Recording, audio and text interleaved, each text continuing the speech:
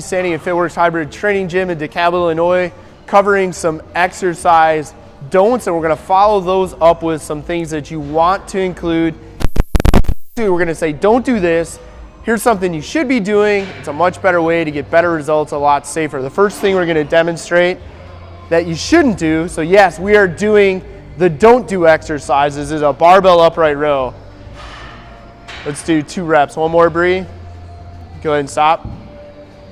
It's a supposed shoulder exercise. In all fairness, we can probably acquiesce and say, yes, it's a shoulder exercise, but it's not very safe or healthy for the joints. Now, if you're 20-some years old, you don't have a shoulder injury, it's probably not gonna hurt. Once you get some miles on your body, on your joints, you get in your late 30s, 40s, you're probably gonna find that stuff like that hurts.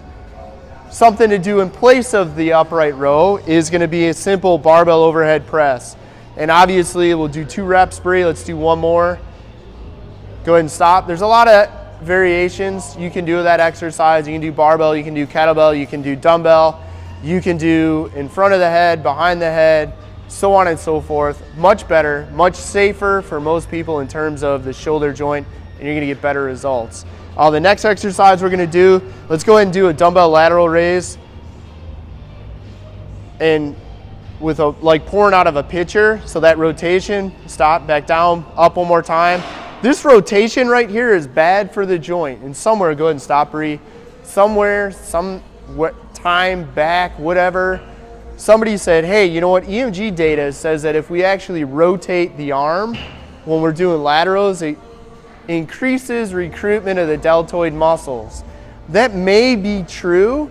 However, we have to balance, you know, yes, that may be true, but what is it actually doing to the joint?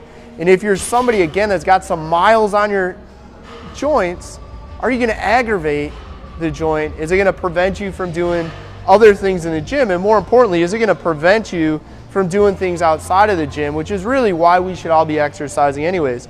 A better alternative would just be a lateral raise. You don't need to do that pour a pitcher nonsense, so just straight up to the side. Go ahead and stop. And again, the lateral raise, you can use dumbbells, kettlebells, you can do them on a cable column machine. Tim, if you want to get the Nautilus cable column. There's a lot of options for doing a lateral raise. You just don't want to have that pour the pitcher motion.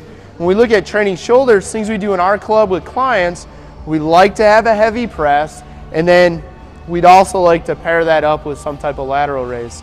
So there's 2 exercises you shouldn't do. The next one, let's go ahead and grab the 10-pound dumbbells, Bree, if you will, or just, yeah, go ahead and grab both.